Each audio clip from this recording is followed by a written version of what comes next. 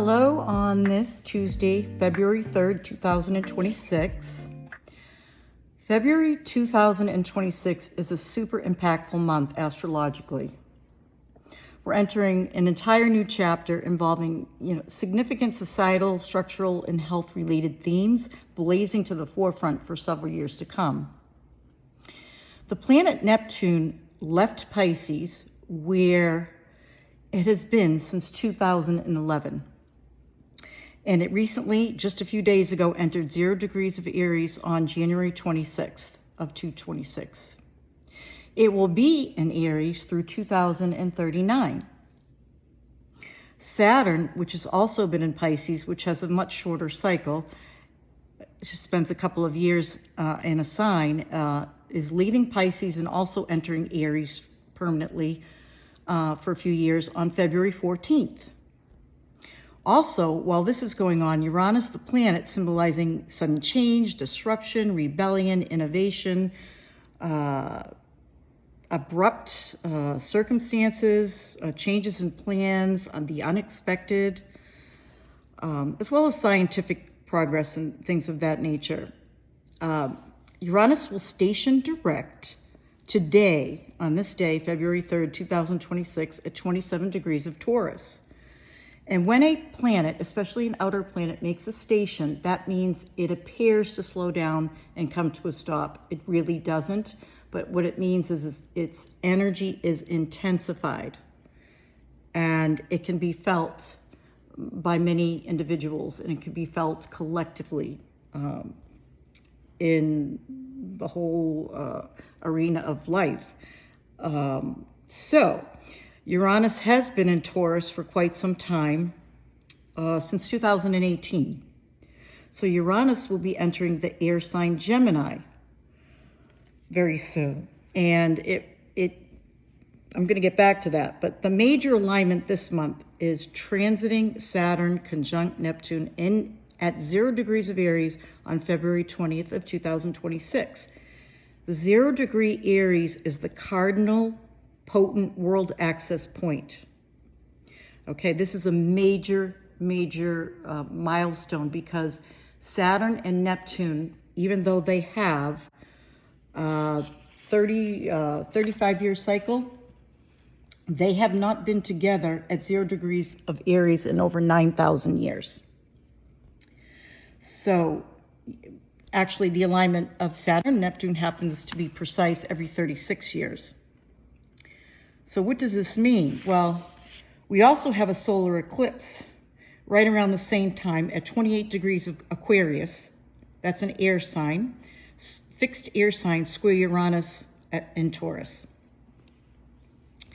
So this is major. So this alignment even further, the eclipse, amplifies karmic circumstances, karmic endings, new beginnings. The Saturn and Neptune is the zodiac signs and the planets, what they represent, merge two extremely different archetypal themes, ranging from disillusionment, depression, to inspired action, to tangible manifestation of a dream or a vision. Think discipline, Saturn, and devotion, Neptune. So the 0 degree cardinal fire sign of Aries, the key words of Aries is fire, okay? So people with planets or personal planets or angles in their birth charts, individuals with this degree or early degrees, I would say 0 to 5 degrees of Aries, are really going to feel this. Aries is all about courage, assertiveness, willpower, initiative, courage, individuation, and sometimes it's actually about war. Okay, whether it's war in the world or warring amongst other individuals, okay? So why is this so significant? Well, the last time they came together, Saturn and Neptune, because every 36 years they come together, there's major developments in the world, and I will get to that.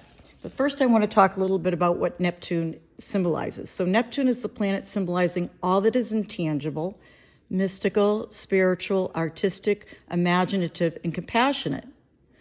On the other end of the spectrum, with Neptune strong in an individual's chart, we can see addiction, lack of boundaries, victim consciousness, confusion, and total ego wipeout at times, because Neptune is all about dissolving.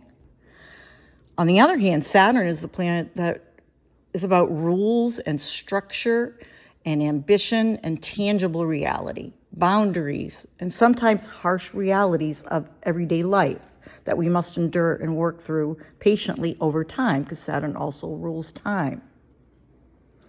So Neptune can sometimes facilitate confusion and disillusionment because our deeply ingrained beliefs about reality may be challenged and tested at this time. We're called to cultivate a really delicate balance between these two archetypal themes. In other words, in the Aries part of our birth charts, using the whole sign system in this particular scenario, how can we structure our visions and dreams and faith into a tangible manifestation unique to each and every one of us? We don't want to hit rock bottom or lose faith if we can work consciously in this area of our lives. Sometimes an initial shock leading to a loss of faith somehow forces us to find a new structure or a different structure through Neptunian avenues or pursuits, which feed our soul, our imagination, our creativity in a very fulfilling way. So the key phrase is merging reality with a dream. That is the highest manifestation of this duo. So we can make our visions real through Saturnian efforts, endurance, patience, perseverance. Saturn is the planet of, if you think of lead and rock, okay, Saturn rules real tangible objects that you can touch, whereas Neptune is about the intangibles. So you can see the contrast between these two archetypes. It's very significant.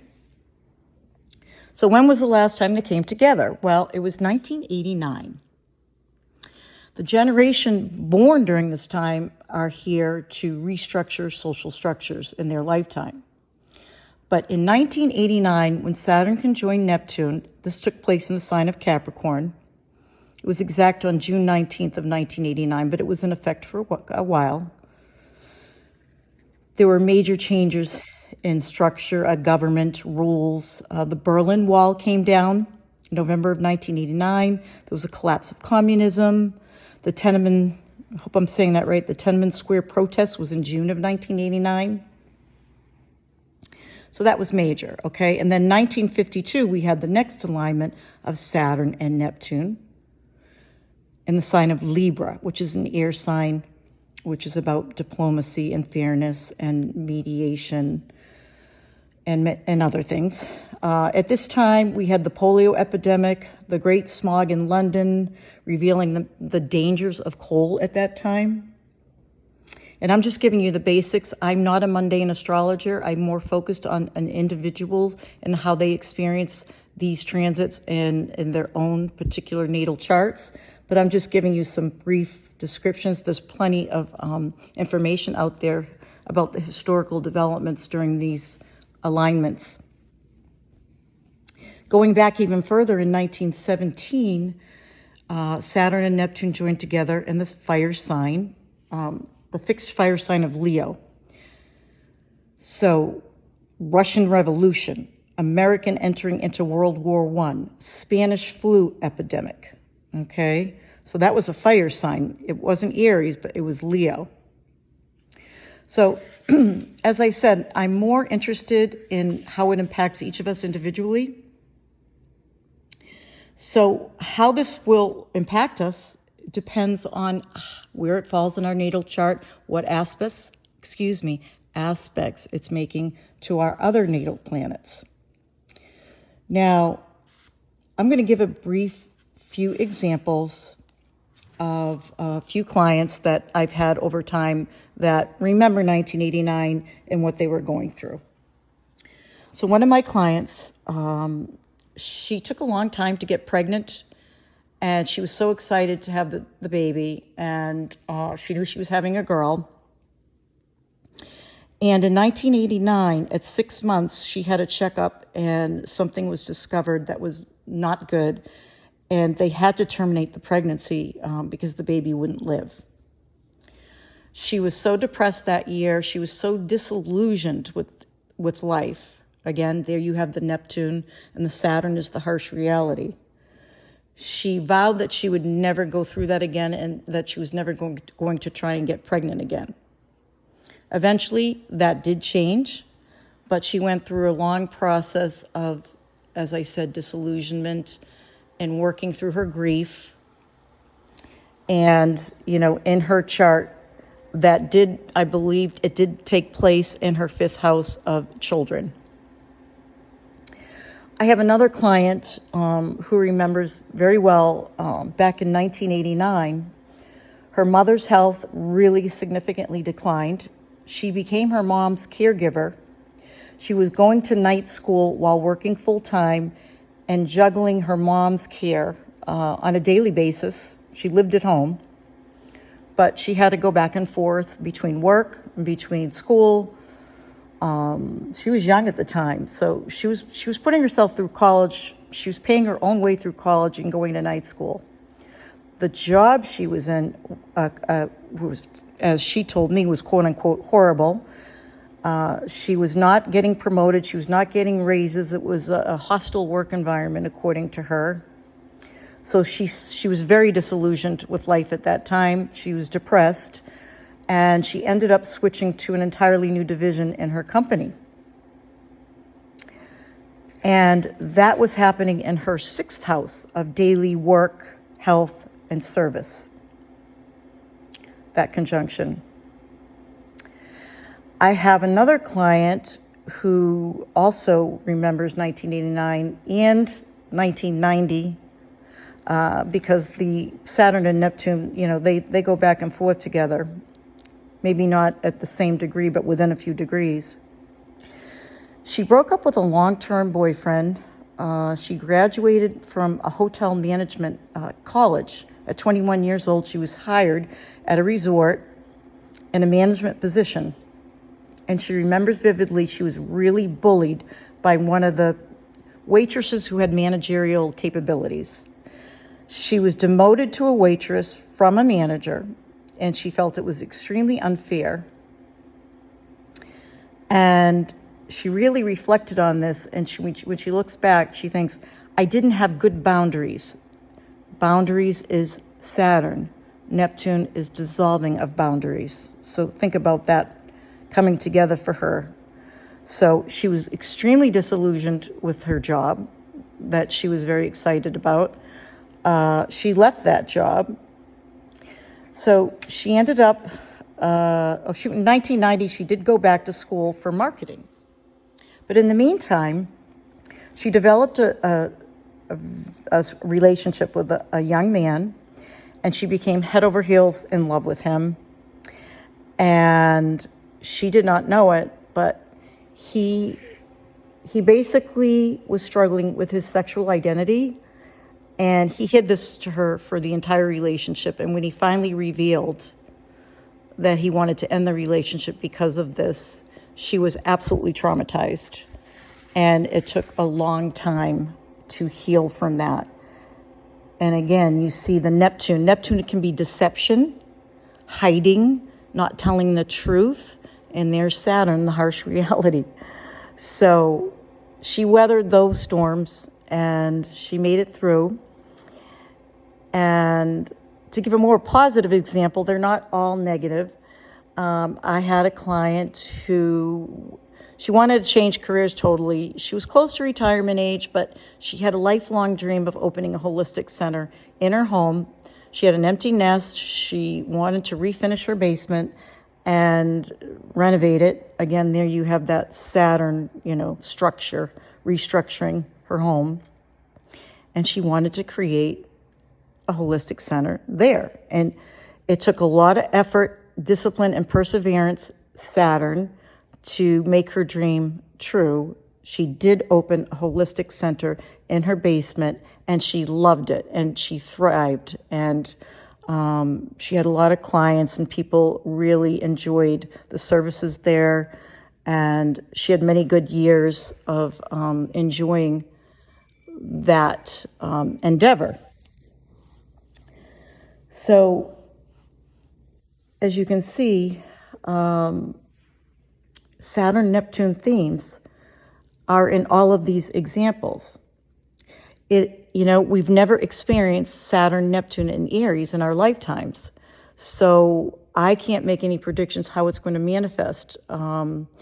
It's a lived experience. We'll know as we go through it, but as I'm going to repeat, if you have the Saturn Neptune conjunction at 0 Aries on either your nodal axis or your Sun, Moon, Mercury, Mars, or the 4 major angles of your chart, 0 to 5 degrees or 0 to 4 degrees. I'm going to say 5 degrees. This is major. You're going to have a very interesting year, and it's really good to be conscious of this energy, because you don't want to get so depressed and disillusioned that you think things are never going to change. This is a cycle. This is a cycle that's temporary. And we all have our purpose. And in my case, I'll give a personal example. I like to give personal examples because I like to hear personal examples. I like to see astrology come to life. So after my teenage son died in 2010, and it was very traumatic, life-changing, obviously. I lost all faith for quite some time in life. And Neptune had just entered Pisces. It was in my 8th house of death and rebirth.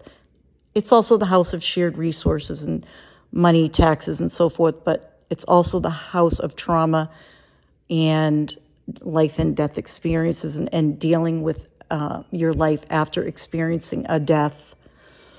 And not only did my son pass, I ended up, a year later, my mother got sick, and I took care of her for years. And while my mother was sick and I was caring for my mother, I lost 3 siblings that were younger than me. I was the oldest of 4.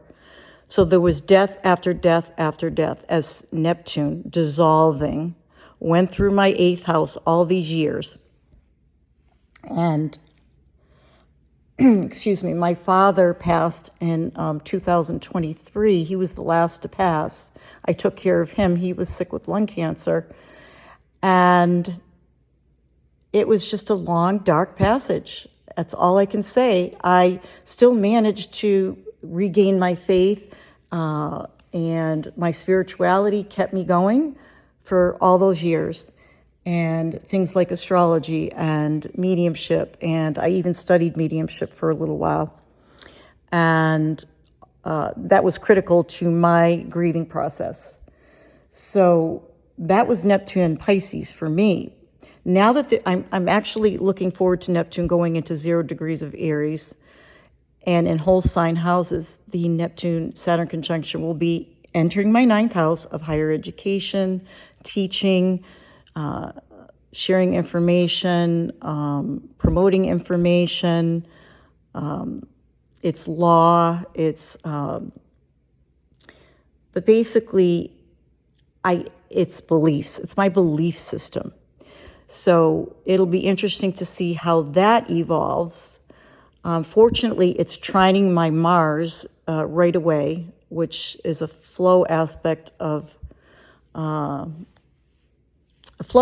signifying, heightened spirituality and purposeful effort and work endeavors. And I'm looking forward to that.